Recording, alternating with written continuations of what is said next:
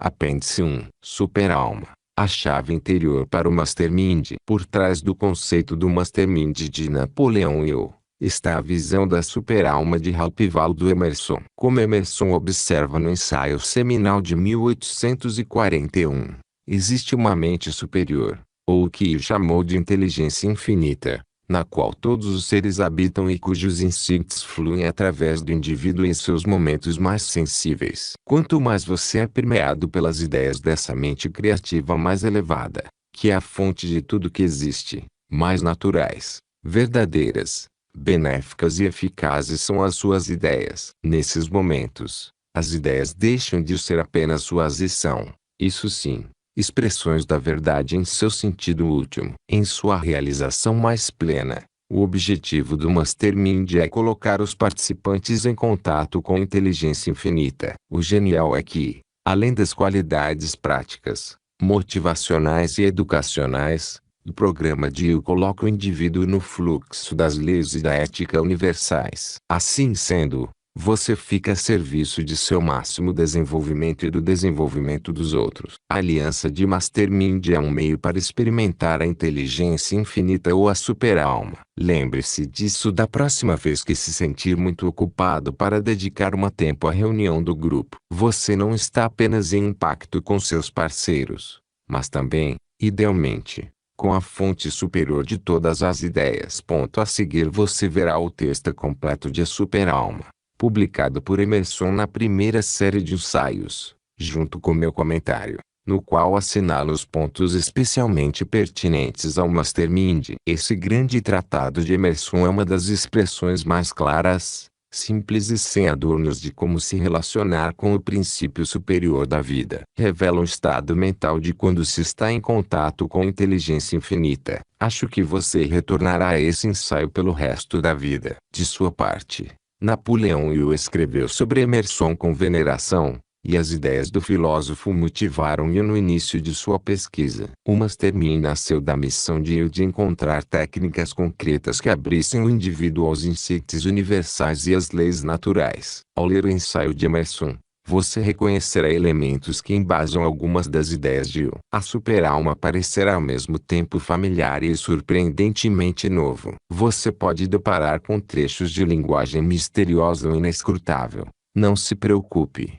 Vá em frente, e o significado rapidamente ficará claro. Emerson muitas vezes rematava suas ideias com uma frase ou expressão de clareza retumbante. Minhas anotações pretendem elucidar e realçar as ideias centrais e relacioná-las aos objetivos deste livro e a seu trabalho com o Mastermind. A super-alma. Mas almas que de sua boa vida partilham, ele ama como a si mesmo. Elas lhe são caras como seus olhos. Ele nunca as abandonará. Quando morrerem, então o próprio Deus morrerá. Elas vivem em bem-aventurada eternidade. Henry Moore. O espaço é amplo, leste e oeste, mas dois não podem andar lado a lado, não podem dois viajar nele. Acolá, o cuco magistral amontoa todos os ovos fora do ninho, vivos ou mortos, exceto o dele mesmo. Um feitiço é assentado em relva e pedra, noite e dia foram adulterados. Toda a qualidade e âmago sobrecarregados e abafados por um poder que impõe sua vontade sobre a era e a hora. Há uma diferença entre uma e outra hora da vida em termos de autoridade e subsequente efeito. Nossa fé vem em momentos.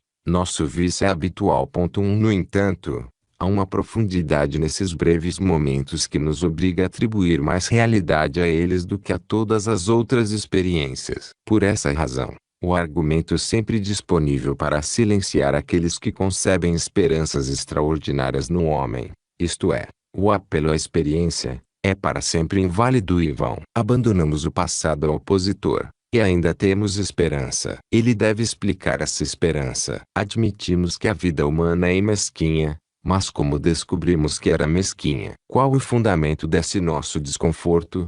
Desse velho descontentamento? Qual o sentido universal da carência e da ignorância, a não ser a tênue insinuação com a qual a alma faz sua enorme reivindicação? Porque os homens sentem que a história natural do homem nunca foi escrita, mas ele está sempre deixando para trás o que você disse sobre ele, e isso envelhece, e livros de metafísica tornam-se inúteis. Ponto de interrogação 2. A filosofia de 6.000 anos não vasculhou as câmaras e depósitos da alma. Em seus experimentos sempre permaneceu, em última análise, um resíduo que não pôde decifrar. O homem é um córrego cuja fonte está oculta. Nosso ser desce sobre nós, vindo não sabemos de onde. A calculadora mais exata não tem como prever se algo incalculável pode perturbar o instante seguinte. A todo momento sou forçado a reconhecer uma origem mais elevada para os eventos do que a vontade que concederam minha. Ponto 3. Tal como é com os eventos, assim é com os pensamentos. Quando observo aquele rio a fluir,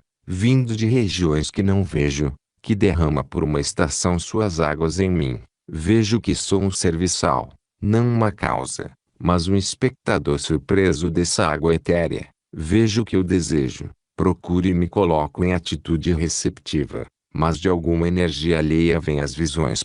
4. Crítico supremo dos erros do passado e do presente, único profeta daquilo que deve ser é a grande natureza em que repousamos. Enquanto a Terra jaz nos braços macios da atmosfera, aquela unidade, aquela super-alma dentro da qual o ser particular de cada homem está contido e se torna um com todos os outros, aquele coração comum, do qual toda conversa sincera é adoração, para o qual toda ação correta é submissão, aquela realidade opressora que refuta nossos truques e talentos e obriga cada um a se passar pelo que é e a falar com o caráter, e não com a língua. E que sempre tende a passar para nossos pensamentos e mãos e se tornar sabedoria, virtude, poder e beleza. Vivemos em sucessão, em divisão, em partes, em partículas. Enquanto isso, dentro do homem está a alma do todo, o sábio silêncio, a beleza universal, a qual todas as partes e partículas estão igualmente relacionadas.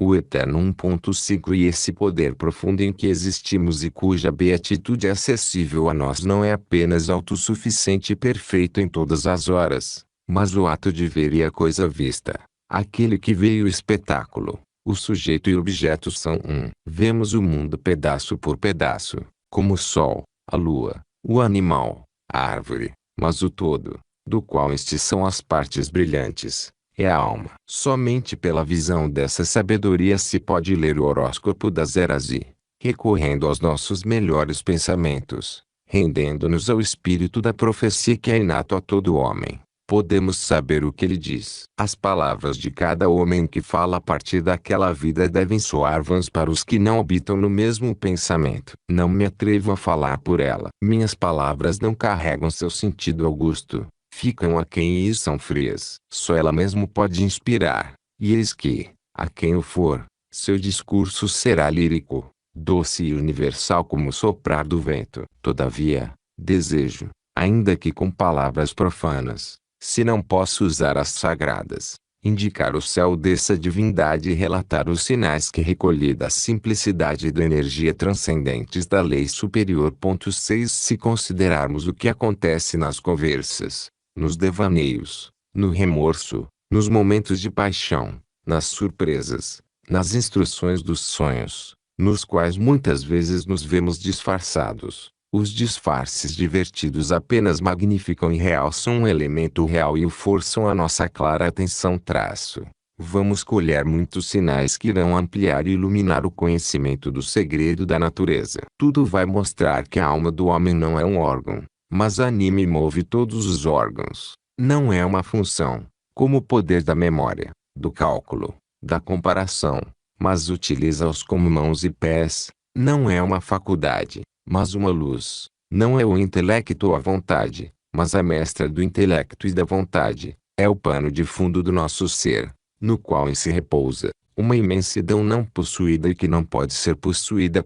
7 De dentro ou de trás, uma luz brilha através de nós sobre as coisas e nos faz perceber que não somos nada e que a luz é tudo. Um homem é a fachada de um templo onde habitam toda a sabedoria e todo o bem. O que comumente chamamos de homem, o homem como o conhecemos, que come, bebe, planta, conta, não se representa, mas se falseia. A ele não respeitamos, mas a alma de quem ele é órgão, deixasse ele que essa alma aparecesse por meio de sua ação, faria nossos joelhos dobrarem. Quando a alma respira por meio do intelecto do homem, é gênio. Quando respira por meio da vontade, é virtude. Quando flui por meio da afeição, é amor. E a cegueira do intelecto começa quando este é algo por si. A fraqueza da vontade começa quando o indivíduo é algo por si. Toda reforma almeja, em algum aspecto, deixar a alma abrir caminho através de nós. Em outras palavras,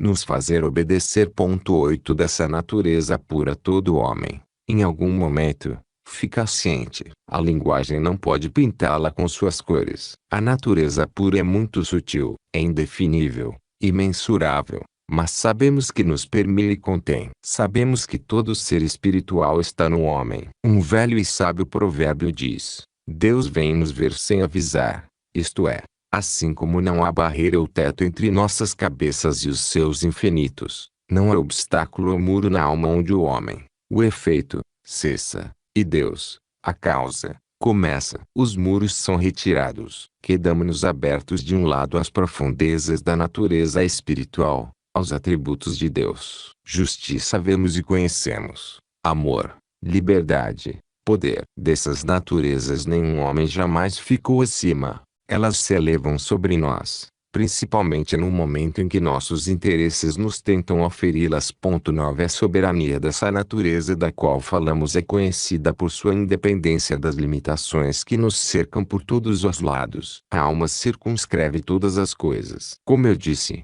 a alma contradiz toda a experiência. De maneira semelhante, abole tempo e espaço. A influência dos sentidos, na maioria dos homens, subjugou a mente de tal maneira que as muralhas do tempo e do espaço assumiram aspecto real e intransponível, e falar com leviandade desses limites é, no mundo, o sinal da insanidade. Todavia, tempo e espaço são apenas medidas inversas da força da alma. O espírito brinca com o tempo. O traço pode aglomerar a eternidade em uma hora, ou alongar uma hora em eternidade. Muitas vezes somos levados a sentir que a outra juventude e velhice além daquela medida a partir do ano do nosso nascimento natural. Alguns pensamentos sempre nos encontram jovens e assim nos mantém. Um desses pensamentos é o amor pela beleza universal e eterna. Todo homem aparta-se dessa contemplação com o sentimento de que ela pertence às eras, e não à vida mortal. A menor atividade dos poderes intelectuais nos redime em alguma medida das circunstâncias do tempo. Na doença, no abatimento, dê-nos uma linha de poesia ou uma frase profunda e somos revigorados. Ou nos apresentem um volume de Platão ou Shakespeare, ou nos lembrem de seus nomes, e no mesmo instante adentramos um sentimento de longevidade. Veja como o profundo pensamento divino reduz séculos e milênios e se faz presente através de todas as eras. O ensinamento de Cristo é menos eficaz agora do que quando ele abriu a boca pela primeira vez. A ênfase dos fatos e das pessoas em meu pensamento não tem nada a ver com o tempo. E assim, sempre, a escala da alma é uma. A escala dos sentidos e do entendimento é outra. Diante das revelações da alma, o tempo, o espaço e a natureza recuam. Na linguagem comum, relacionamos todas as coisas ao tempo, assim como habitualmente relacionamos as estrelas imensamente separadas a uma esfera côncava. E assim dizemos que o julgamento está distante ou próximo, que o milênio se aproxima, que o dia de certas reformas políticas, morais e sociais está próximo e coisas assim. Quando queremos dizer que, na natureza das coisas, um dos fatos que contemplamos é externo e fugídio, e o outro é permanente e conato com a alma. As coisas que agora estimamos fixadas, uma por uma hão de se desligar, como frutos maduros, de nossa experiência e tombar. O vento há de soprá-las, ninguém sabe para onde. A paisagem, as figuras, Boston, Londres são fatos tão fugídios quanto qualquer instituição passada ou qualquer lufada de névoa ou fumaça. E assim é a sociedade. E assim é o mundo. A alma olha firme para a frente, criando um mundo diante dela, deixando mundos para trás. A alma não tem datas, nem ritos, nem pessoas, nem especialidades, nem homens. A alma conhece apenas a alma. A rede de eventos é o manto esvoaçante com o qual ela está vestida. 11 Por sua lei, e não pela aritmética, A taxa do progresso da alma deve ser computada. Os avanços da alma não são feitos por gradação, como os que podem ser representados pelo movimento em linha reta, mas sim pela ascensão do estado, tal como pode ser representado pela metamorfose, do ovo em larva, da larva em mosca. Os crescimentos do gênio são de certo caráter total que não promove o indivíduo eleito sobre John, depois Adam, depois Richard, e dá a cada um a dor da inferioridade descoberta, mas a cada pontada da dor do crescimento o homem se expande ali onde trabalha, ultrapassando, a cada pulsação, classes, populações de homens. A cada impulso divino, a mente retira as tênues crostas do visível e do finito e sai para a eternidade e inspira e expira seu ar. Conversa com verdades que sempre foram faladas no mundo e fica ciente de uma simpatia mais forte por Zenão e Arriano do que pelas pessoas da casa. 12 Esta é a lei da moral e do ganho mental. A simples ascensão, como que por flutuabilidade específica, não é uma virtude particular, mas a região de todas as virtudes. As virtudes estão no espírito que a todas elas contém. A alma requer pureza, mas não é pureza, requer justiça, mas não é justiça, requer benevolência, mas é um pouco melhor,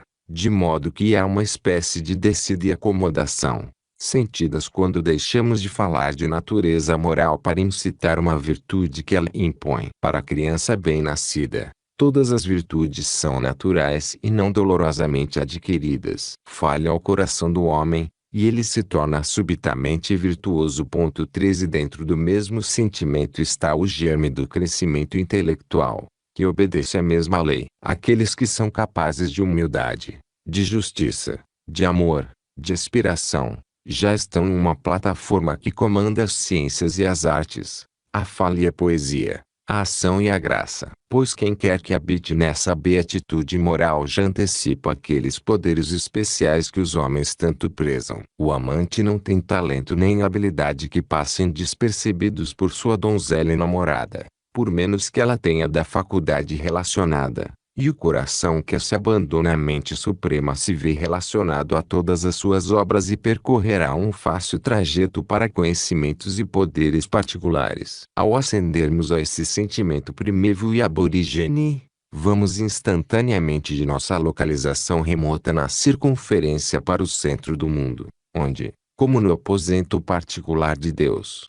vemos causas e antecipamos o universo, que é apenas um lento efeito. 14 Um dos modos do ensinamento divino é a encarnação do espírito em uma forma, em formas como a minha. Eu vivo em sociedade, com pessoas que respondem a pensamentos em minha mente ou expressam certa obediência aos grandes instintos com os quais eu vivo. Eu vejo a presença do espírito nelas. Certifico-me de uma natureza em comum, e essas outras almas, esses eus separados, me atraem como nada mais.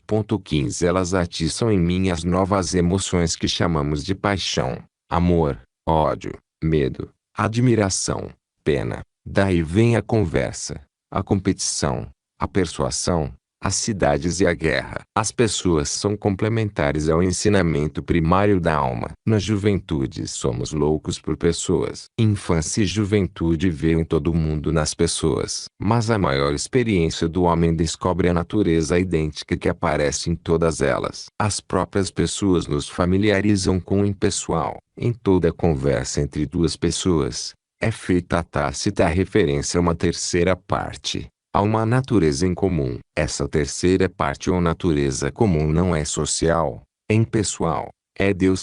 16 E assim, em grupos em que o debate é sério, e especialmente em questões elevadas, a Assembleia fica ciente de que o pensamento se eleva a um nível igual em todos os corações, que todos têm propriedade espiritual sobre o que foi dito. Assim como quem falou, todos se tornam mais sábios do que eram. 17 Arqueia-se sobre eles como um templo essa unidade de pensamento na qual cada coração bate com o senso mais nobre de poder e dever, e pensa e age com incomum solenidade. Todos ficam cientes de alcançar um maior autocontrole. A unidade brilha para todos. Existe certa sabedoria da humanidade que é comum aos maiores e menores homens e que nossa educação ordinária frequentemente trabalha para silenciar e obstruir. A mente é uma, E as melhores mentes, que amam a verdade pelo bem da verdade, pouco pensam em se apropriar da verdade. Essas mentes aceitam a verdade com gratidão em todas as ocasiões e não a rotulam ou carimbam com o nome de qualquer homem, pois a verdade é delas de antemão, desde a eternidade. Os eruditos e os estudiosos do pensamento não têm o monopólio da sabedoria. Sua violência de direção os desqualifica em algum grau para pensar de verdade. 18 Devemos muitas observações valiosas a pessoas que não são muito perspicazes ou profundas e que dizem sem esforço a coisa que queremos e há muito caçávamos em vão. A ação da alma é mais frequente naquilo que é sentido e não é dito do que naquilo que é dito em qualquer conversa. A alma paira sobre todas as sociedades, e inconscientemente as pessoas buscam por ela mas nas outras. Sabemos mais do que fazemos. Ainda não temos controle sobre nós mesmos. E ao mesmo tempo sabemos que somos muito mais. Sinto a mesma verdade com frequência em minhas conversas triviais com meus vizinhos, de que algo um pouco mais elevado em cada um de nós observa esse enredo secundário. E Júpiter acena para Júpiter por trás de cada um de nós. 19 Os homens descem de nível para se encontrar em seu serviço habitual e mesquinho ao mundo, pelo qual abandonam sua nobreza inerente. Assemelham-se àqueles cheques árabes que moram em casas miseráveis e simulam pobreza externa para escapar da avidez do pachá e reservam toda a exibição de riqueza para seus aposentos internos e guardados. 20 Assim como está presente em todas as pessoas, a alma também está em todos os períodos da vida. Já é adulta na criança. Ao lidar com meu filho, meu latim e grego, minhas realizações e meu dinheiro não me servem de nada, mas valho-me de tanta alma quanto eu tenha. Se sou voluntarioso, ele coloca sua vontade contra a minha, uma por uma, deixando para mim, se eu quiser, a degradação de espancá-lo com minha superioridade de força. Porém, se renuncio à minha vontade e ajo com a alma, estabelecendo-a como árbitra entre nós dois, de seus jovens olhos a mesma alma olha, ele reverencia e ama comigo. 21 A alma é a percebedora e é reveladora da verdade. Conhecemos a verdade quando a vemos. Digam os céticos e escarnecedores o que quiserem. Pessoas tolas perguntam, quando você fala o que elas não querem ouvir, como você sabe que é verdade? E não um erro seu. Conhecemos a verdade quando a vemos, pela opinião, assim como sabemos que estamos acordados quando estamos acordados. 22 Foi uma frase grandiosa de Emanuel Swedenborg que, por si só, indicaria a grandeza da percepção daquele homem.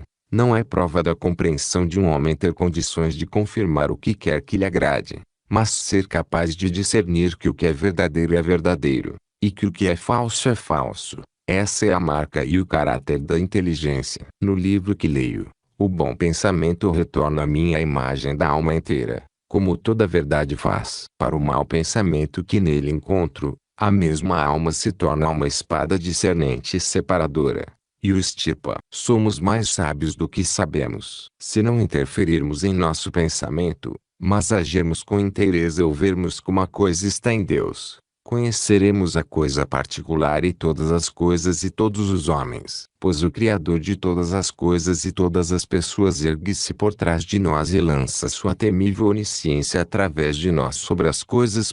23 Mas, além desse reconhecimento próprio em passagens particulares da experiência do indivíduo, a alma também revela a verdade. E aqui devemos tentar nos fortalecer com sua presença e falar com um tom mais digno e imponente desse advento. Pois a comunicação da verdade sobre a alma é o evento mais elevado da natureza, uma vez que ela não entrega algo de si, mas se entrega, ou penetra e torna-se aquele homem a quem ilumina, ou, na proporção da verdade que ele recebe, toma-o para si. 24 Distinguimos os pronunciamentos da alma, suas manifestações da própria natureza, pelo termo revelação. Esses são sempre acompanhados pela emoção do sublime, pois essa comunicação é um influxo da mente divina em nossa mente. 25 É um refluxo do riacho individual diante dos vagalhões do mar da vida. Cada compreensão distinta desse preceito central agita os homens em admiração reverente e deleite. Um arrepio percorre todos os homens ao receberem a nova verdade ou ao desempenharem uma grande ação proveniente do coração da natureza. natureza. Nessas comunicações, o poder de ver não está separado da vontade de fazer, mas o insight provém da obediência, e a obediência provém de uma alegre percepção. Todo momento em que o indivíduo se sente invadido por ela é memorável. Dada a nossa constituição, certo entusiasmo dessa presença divina se faz presente na consciência do indivíduo. O caráter e a duração desse entusiasmo variam com o estado do indivíduo, de êxtase, transe e inspiração profética, que são o aspecto mais raro, ao mais tênue brilho de emoção virtuosa, em cuja forma aquece, como nossas lareiras domésticas,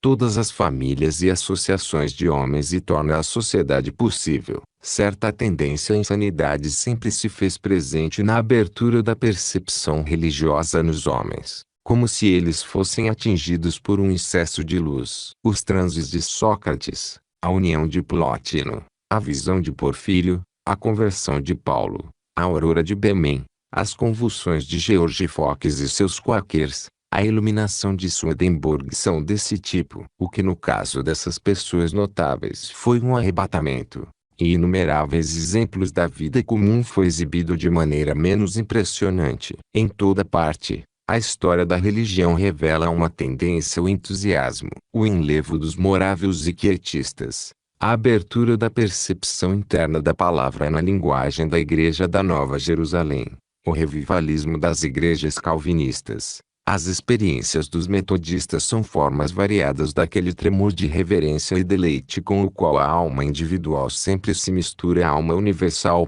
26 A natureza dessas revelações é a mesma. São percepções da lei absoluta. São soluções das próprias questões da alma. Elas não respondem às perguntas que o entendimento faz. A alma jamais responde por palavras, mas pela coisa em si que é indagada.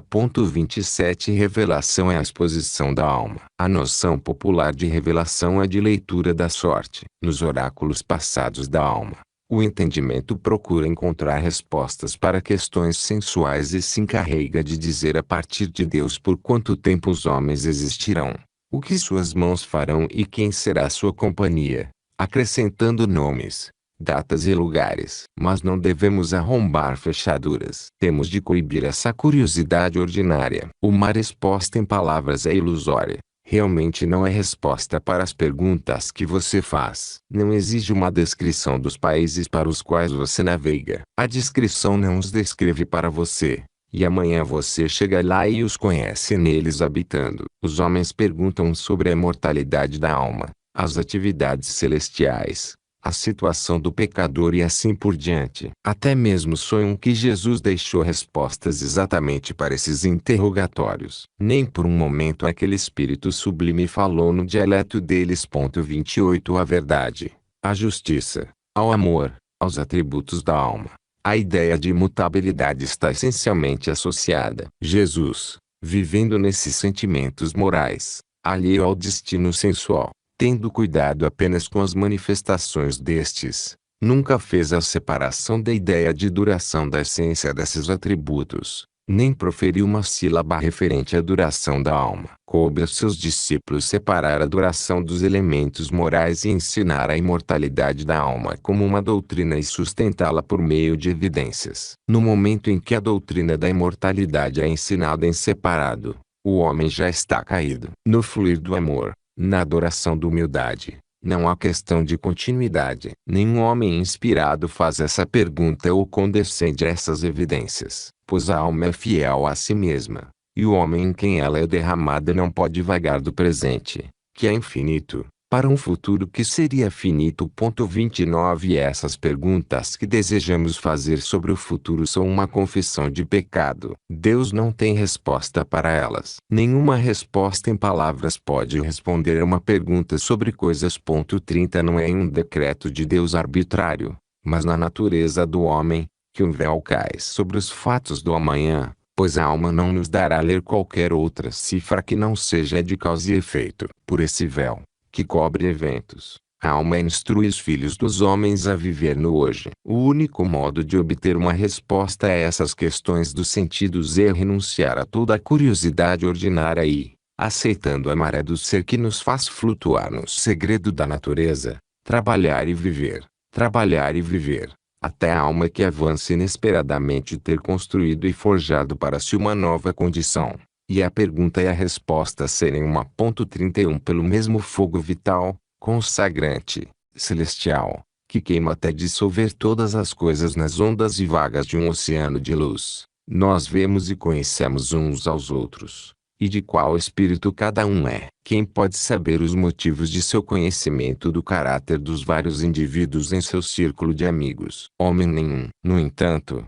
os atos e palavras deles não o decepcionam. Naquele homem, embora nada de mal soubesse dele, ele não depositava confiança. Daquele outro, embora raramente tivessem se encontrado, sinais autênticos ainda assim foram emitidos, mostrando que ele poderia ser confiável como alguém que tinha interesse em seu próprio caráter. Conhecemos uns aos outros muito bem. Qual de nós foi justo com ele? E se aquilo que ensinamos ou contemplamos é apenas uma aspiração ou é também nosso esforço honesto? 32 Somos todos discernidores de espíritos. Esse diagnóstico ou poder inconsciente paira sobre nossa vida. O trato da sociedade traça o seu comércio, sua religião, suas amizades, suas brigas. É uma ampla investigação judicial do caráter. Em tribunal pleno ou pequeno comitê, ou confrontados cara a cara, acusador e acusado, os homens se oferecem para ser julgados. Contra sua vontade, exibem as ninharias decisivas pelas quais o caráter é interpretado. Mas quem julga? E o que? Não o nosso entendimento. Não os interpretamos por aprendizado ou capacidade. Não. A sabedoria do homem sábio consiste em que ele não os julga. Ele deixa que julguem a si mesmos e simplesmente interpreta e registra seu veredito. 33 Em virtude dessa natureza inevitável, a vontade privada é sobrepujada, e, a despeito de nossos esforços ou de nossas imperfeições, seu gênio falará por você, e o meu, por mim. Aquilo a que somos havemos de ensinar, não voluntariamente, mas involuntariamente. 34 Pensamentos entram em nossa mente por avenidas que nunca deixamos abertas, e pensamentos saem de nossa mente por meio de avenidas que nunca abrimos voluntariamente. O caráter ensina sobre nossa cabeça. O índice infalível do verdadeiro progresso é encontrado no tom que o homem assume. Nem sua idade, nem sua criação, nem companhias, nem livros, nem ações, nem talentos, nem todos juntos podem impedi-lo de ser deferente a um espírito superior ao seu. Se ele não encontrou sua morada em Deus, suas maneiras, sua forma de falar, o arranjo de suas sentenças, a constituição, devo dizer, de todas as suas opiniões, involuntariamente o confessará, não importa o quanto ele lute. Se ele encontrou seu centro, a dedade brilhará através dele, através de todos os disfarces da ignorância, do temperamento hostil, das circunstâncias desfavoráveis. O tom do buscar é um, e o tom do ter é outro. 35 Grande distinção entre mestres sagrados ou literários, entre poetas como Herbert e poetas como Poetraço, entre filósofos como Spinoza, Kant e Coleridge e filósofos como Locke, Paley, Mackintosh e Stewart, entre homens do mundo, que são considerados excelentes oradores, e um místico fervoroso, às vezes profetizando meio louco sobre a infinitude de seu pensamento. É que uma classe fala de dentro ou a partir da experiência, como parte possuidora do fato, e a outra classe, de fora, como mera espectadora, ou talvez como familiarizada com o fato baseado em evidência de terceiros. Não adianta pregar para mim de fora. Eu também posso fazer isso facilmente. Jesus fala sempre de dentro e em um grau que transcende todos os outros. Nisso está o milagre. Acredito de antemão que deva ser assim. Todos os homens permanecem continuamente na expectativa do aparecimento de um professor assim. Mas, se um homem não fala de dentro do véu, onde a palavra é una com aquilo de que fala, deixe humildemente confessá-lo. 36 A mesma onisciência flui para o intelecto e constitui o que chamamos de gênio. Grande parte da sabedoria do mundo não é sabedoria, e a classe de homens mais iluminados é, sem dúvida, superior à fama literária, e eles não são escritores. Entre a multidão de eruditos e autores, não sentimos a presença santificante, Somos sensíveis a um pouco de talento e habilidade, não a inspiração. Eles têm uma luz e não sabem de onde vem, e dizem que é deles mesmos. Seu talento é alguma faculdade exagerada, algum membro excessivamente desenvolvido, de modo que sua força é uma doença. Nesses casos, os dotes intelectuais causam a impressão não de virtude, mas quase de vício, e sentimos que os talentos de um homem obstruem o caminho de seu progresso na verdade. Mas o gênio é religioso. É uma absorção maior do coração comum. Não é anômalo, mas mais semelhante aos outros homens,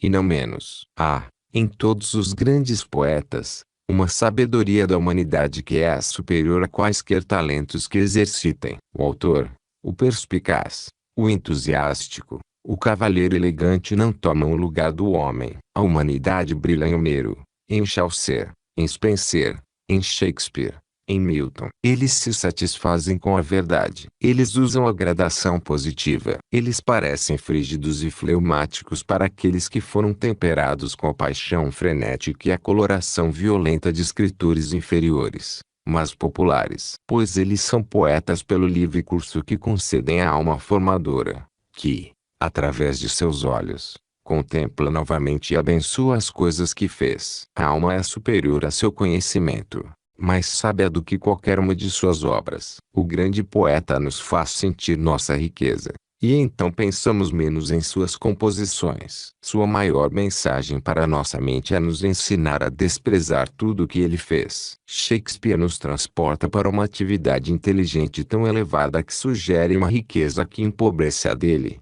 E então sentimos que as esplêndidas obras que ele criou e que em outras horas exaltamos como uma espécie de poesia autoexistente agarram a natureza real com a mesma força que a sombra de um viajante ao passar sobre a rocha. A inspiração que se pronunciou em Hamlet e Lear podia proferir coisas belas dia após dia, para sempre. Porque, então, devo dar conta de Hamlet e Lear, como se não tivéssemos a alma da qual eles saíram como sílabas da língua.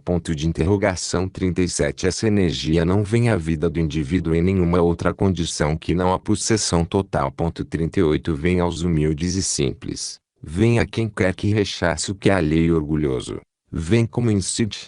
Vem como serenidade e grandeza. Quando vemos aqueles em quem ela habita, tomamos conhecimento de novos graus de grandeza. Dessa inspiração o homem volta com um tom modificado. Ele não fala com os homens de olho na opinião deles. Ele os testa. Ela requer que sejamos francos e verdadeiros. O viajante vaidoso tenta embelezar sua vida citando meu senhor, o príncipe e a condessa que assim o disseram ou fizeram a ele. O ambicioso vulgar mostra as suas colheres, brochas e anéis e conserva suas cartas e elogios. Os mais refinados, no relato de sua experiência, selecionam as circunstâncias agradáveis e poéticas. A visita a Roma, o homem genial que viram, o amigo brilhante que conhecem. Mais adiante, talvez, a paisagem deslumbrante, as luzes da montanha, os pensamentos da montanha de que desfrutaram ontem. E assim procuram lançar uma cor romântica sobre sua vida. Mas a alma que acende para adorar o grande Deus é franca e verdadeira.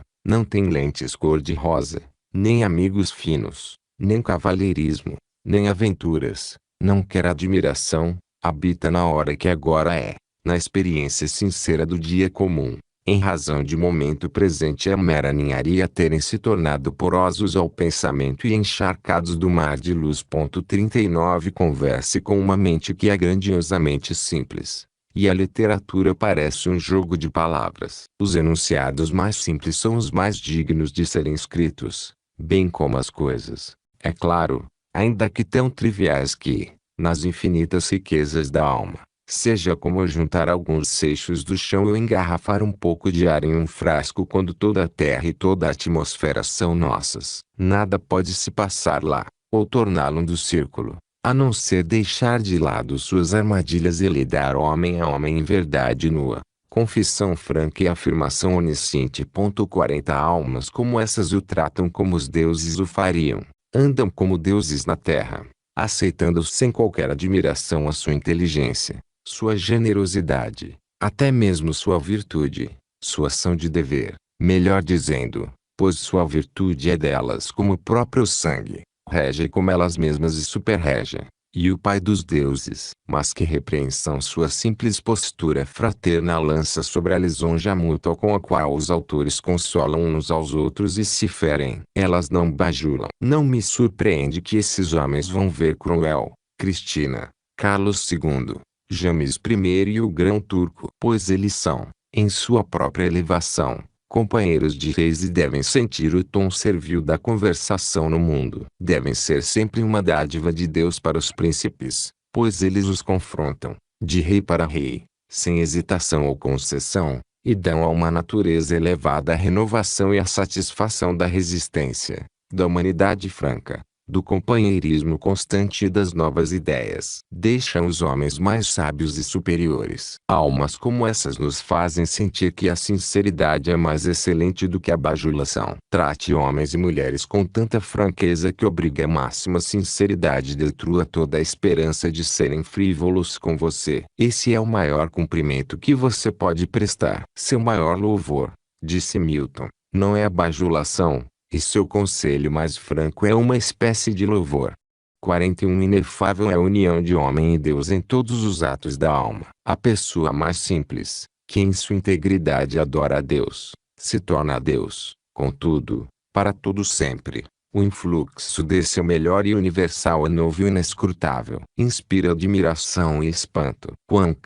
Quão reconfortante para o homem surge a ideia de Deus povoando o lugar solitário, apagando as cicatrizes de nossos erros e decepções. Quando quebramos o nosso Deus da tradição e cessamos o nosso Deus da retórica, então Deus pode incendiar o coração com sua presença. É a duplicação do próprio coração, ou melhor, a ampliação infinita do coração com poder de crescimento para um novo infinito de todos os lados. Inspira no homem uma confiança infalível. Ele tem não a convicção, mas a visão, de que o melhor é a verdade, e pode nesse pensamento facilmente descartar todas as incertezas e medos particulares e adiar para a revelação segura do tempo a solução de seus enigmas privados. Ele tem certeza de que seu bem-estar é caro ao coração do ser. Na presença da lei em sua mente, ele é inundado por uma confiança tão universal que arrasta embora todas as esperanças acalentadas e os projetos mais estáveis da condição mortal em sua aluvião. Ele acredita que não pode escapar do seu bem. As coisas que são realmente para você gravitam para você. Você está correndo em busca de seu amigo. Deixe que seus pés corram,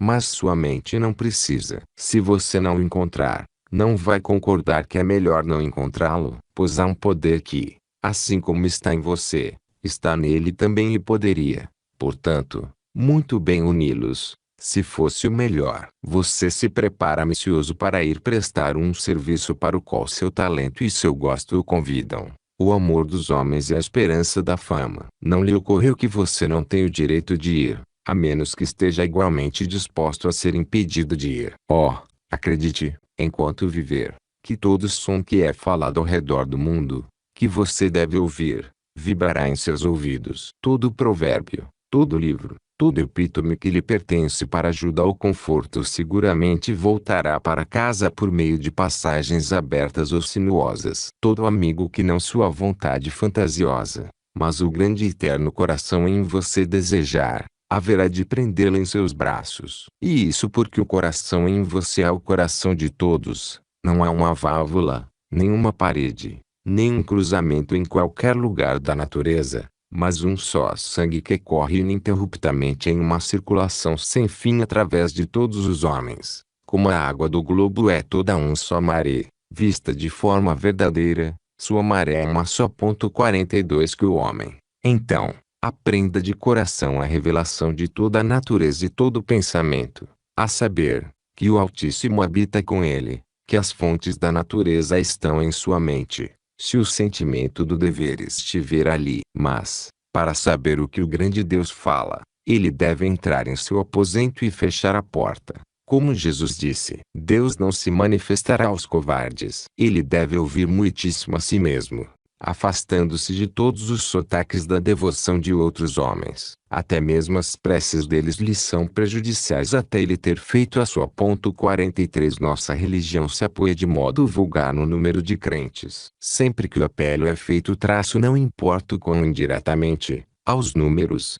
A proclamação feita naquele exato instante é que religião não é. Aquele que considera Deus um doce e envolvente pensamento nunca conta seus acompanhantes. Quando me encontro nessa presença, quem ousará entrar? Quando repouso em perfeita humildade, quando queimo de puro amor, o que Calvino ou Swedenborg podem dizer? 44 Não faz diferença se o apelo é aos números ou a um. A fé que se baseia na autoridade não é fé. A confiança na autoridade é meio declínio da religião, a retirada da alma. A posição que os homens deram a Jesus, já há muitos séculos de história, é uma posição de autoridade. Ela os caracteriza. Não pode alterar os fatos eternos. Grande é a alma, e franca. Não é bajuladora. Não é seguidora, nunca apela. Ela acredita em si mesma. Diante das imensas possibilidades do homem, toda a mera experiência, toda a biografia passada, por mais imaculada e santa que seja, recua. Diante daquele céu que nossos pressentimentos predizem, não podemos louvar facilmente qualquer forma de vida que tenhamos visto ou sobre a qual tenhamos lido. Não apenas afirmamos que temos poucos grandes homens, como também falamos categoricamente que não temos nenhum, que não temos história, nenhum registro de qualquer caráter ou estilo de vida que nos contente por inteiro. Os santos e semideuses que a história adora somos obrigados a aceitar com um grão de tolerância. Embora em nossas horas solitárias retiremos uma nova força da memória deles, ainda assim, impingidos à nossa atenção, como são pelo descuido e pelo costume, eles fatigam e invadem. A alma se entrega, sozinha, original e pura, ao solitário, original e puro, que nessa condição alegremente habita, conduz e fala por meio dela. Ela então é alegre, jovem e ágil. Não é sábia, mas vê através de todas as coisas. Não é chamada de religiosa, mas é inocente. Ela chama a luz de sua e sente que a grama cresce e a pedra cai por uma lei inferior à independente de sua natureza. Contemple, diz ela, eu nasci na grande mente universal. Eu, a imperfeita, adoro minha perfeição. Sou de algum modo receptiva à grande alma, e assim sendo negligência o sol e as estrelas. E sinto que são os graciosos acidentes e efeitos que mudam e passam. Cada vez mais as ondas da natureza eterna entram em mim, e me torno pública e humana em meu aspecto e ações. Então venho a viver em pensamentos e agir com energias que são imortais. Assim reverenciando a alma e aprendendo, como os antigos disseram, que sua beleza é imensa, o homem virá a ver que o mundo é o perene milagre que a alma opera, e ficará menos surpreso com maravilhas particulares. Ele aprenderá que não há história profana, que toda a história é sagrada, que o universo está representado em um átomo, em um momento do tempo. Ele não mais tecerá uma vida manchada de farrapos e remendos, mas viverá com uma unidade divina. Ele cessará o que é vil e frívolo em sua vida e ficará contente com todos os lugares e com qualquer serviço que possa prestar. Ele irá enfrentar o amanhã calmamente, na negligência daquela confiança que carrega a Deus consigo, e assim já tem todo o futuro no fundo do coração. 45. Emerson está identificando a situação humana. Você tem acesso à perspectiva mais elevada, mas apenas nos momentos mais excepcionais de sensibilidade e fora do hábito e da rotina. 2. Seu descontentamento com o comum e sua experiência de momentos de vida sublimes validam a existência de algo maior. Tais momentos grandiosos são pontos de referência e testemunho da verdade superior, pela qual o resto da vida é medido. 3. O sublime é mais real que a rotina. A vida verdadeira e os instintos autênticos emanam dessa qualidade superior. 4. Você entende muito pouco da natureza do instinto e percepção verdadeiros. Nos momentos mais sensíveis, porém, você vê vagamente que a origem é uma fonte superior. 5. Você vive em fragmentos, mas é parte de um todo maior, a super-alma, ou o que eu chamo de mastermind de inteligência infinita. É isso que faz com que você,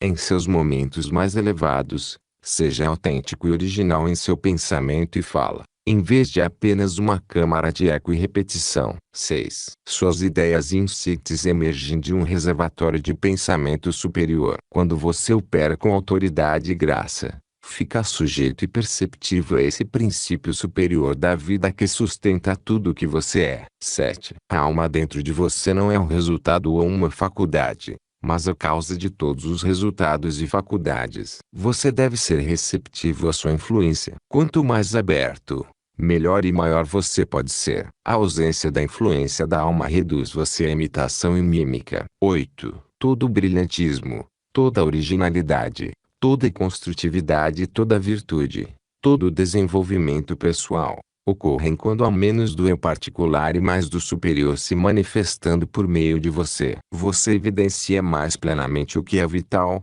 duradouro e real quando está receptivo. Você é capaz de sair do caminho e permitir que causas mais elevadas, ou a inteligência infinita, operem por meio de você. 9. O indivíduo é um efeito do superior, mas a personalidade ofusca a verdade. 10. Você acredita apenas nas formas externas, e não na realidade de onde elas brotam. Todavia, a realidade que a sustenta é a verdade. 11. Grandes revelações rompem nosso senso de tempo e ordem. Sentimentos e sensações podem então fluir desimpedidos de nossos conceitos limitados sobre o que é possível. A verdade não tem datas. É ilimitada e não é cerceada por cultura ou condição. É universal e sempre urgente. 12. Todas as mentes são uma. Você não é um ser local. Você percebe isso quando partilha da mente superior. 13. Todas as virtudes são meras traduções da experiência divina. A super-alma, ou inteligência infinita, é mais alta e mais simples que todas as expressões externas. A super-alma se traduz em virtudes, das quais é a fonte original. As próprias virtudes não podem replicar a força criativa da qual elas são uma expressão sombria. 14. A mente suprema é a substância primordial de tudo o que é. Quanto mais perto você se aproxima dela, maiores e mais abrangentes são as suas obras. 15. Os outros são atraídos, sentem afeição e obedecem à aparência de nossa natureza em comum, conforme ela existe e emana da mente divina. 16. Em momentos sensíveis, você reconhece que é uma mera extensão ou reflexo do superior, assim como todos os que você encontra. 17. A troca construtiva que ocorre dentro de um grupo pode elevar todos os participantes. Esse é o núcleo da reivindicação de ir para o Mastermind. Você também pode ver isso na descrição que ele faz dos signatários da Declaração de Independência. 18. Todos os indivíduos são receptáculos. Nenhum é maior que o outro. Tudo o que importa é o quanto você esteja aberto para que as melhores influências possam atravessar e fluir por você. Os eruditos às vezes aprendem e agem de forma mecânica e são menos autênticos para isso. 19. Deus não é conhecido em você por suas conquistas ou traquejo social. De fato, muito da realização individual ou dos artifícios mundanos pode ocultar o superior. Mas por trás de todas as relações humanas, a presença superior é sentida. 20. Costumes, classes, privilégios e outros dispositivos sociais escondem nossa glória compartilhada e inata. 21. A justiça e a ação correta aparecem naturalmente não quando você coage ou força, mas quando descobre a comunhão sagrada entre você e o outro. 22. Esqueça as verdades pedantes e os jogos de argumentação dos homens. Você sabe a verdade. Nessa linha de raciocínio, e o advertiu repetidas vezes contra opiniões ou boatos. 23. Você tem uma confiança de alma quando está na presença da verdade. O superior se reconhece. Quando você fala, não é desafiado. Sua compreensão da verdade é evidente. Quando fizer algo, faça por inteiro na verdade, não em fragmentos. Siga todo o arco da verdade. 24. Não procure expressar a verdade. Em vez disso, viva a verdade. A verdade é inconfundível. Não é um subproduto, uma opinião ou um caso. É verdade em si. Somos mais sábios do que sabemos. 25. O filósofo e místico Emanuel Swedenborg, 1688 a 1772, que Emerson citou acima, escreveu sobre um influxo divino no indivíduo. Essa é uma ideia central dos grupos de recuperação, ainda que às vezes em linguagem diferente. E na Aliança de Mastermind, quando Will escreve que os membros são um caminho para a inteligência infinita. 26. A revelação da verdade sempre vem como uma experiência sensacional. Às vezes é um conhecimento silencioso, outras vezes é arrebatador, exuberante e fisicamente extasiante. Qualquer que seja a expressão, é uma experiência de conhecer e ser. Não reivindicar ou insistir. 27. A verdade não é uma posição ou uma formulação. A verdade é. 28. Nenhuma verdade real é local ou situacional, ou encontrada na adivinhação ou na previsão. A pequenez de suas preocupações constantes e suas baixas ambições nunca podem conter ou transmitir plenamente a verdade. 29. Doutrinas são substitutos de baixa categoria para habitar na presença do todo. 30. Deus fala em princípios, não em ocorrências. 31. A ética natural comanda a vida. Não nos é dado ver o futuro porque isso não é ver a verdade. As condições não são ajustadas em conformidade. Em vez disso, vivem e se desenrolam à medida que conhecemos a verdade, o princípio e o refinamento interior. 32. O caráter é o único barômetro da vida. Ele brilha através de você de tal maneira que não pode ser ocultado por muito tempo. 33. As evidências de valor não vêm de detalhes ou pedantismo, mas de como uma coisa ou pessoa se comunica com a natureza superior. Isso sempre pode ser sentido. 34. Todo comportamento, atitudes e ações, tanto públicos quanto privados, é justamente compensado e conhecido. 35. Somos o que somos. Nada pode evadir-se da percepção natural ou alterá-la. Esta afirmação de Emerson deve se tornar o lema de nossos tempos e a bússola de tudo que você postar e ler nas mídias sociais. O índice infalível de progresso verdadeiro encontrado no tom que o homem assume. 36. Os verdadeiramente grandes falam a partir de quem são, não do que observam ou julgam. 37. A grande arte não surge por meio de habilidade ou artifício, mas pelo grau de verdade que permeia seu mensageiro. Aí você esquece o artista e a obra e testemunha apenas a verdade. 38. Você não pode estar parcialmente desperto. 39. A grandeza não procura impressionar, acumular ou reunir endossos. Não apresenta nada além de si mesma. Questiona, pesa, não bajula para obter favores, nem faz apelos. 40. Evite a esperteza. Não tente dar nó em pingo d'água. 41. A verdade é naturalmente magnética. Os grandes deste mundo em bens materiais buscam a companhia de indivíduos nos quais reside a autenticidade. Eles os consideram iguais. E mais, as pessoas se cansam da bajulação, mas nunca de sinceridade natural. 42. Aquilo que é naturalmente seu vem para você. Você não pode intensificar as afeições, apressar um compromisso ou forçar um noivado, pelo menos não por muito tempo. Assim como a água encontra seu nível natural,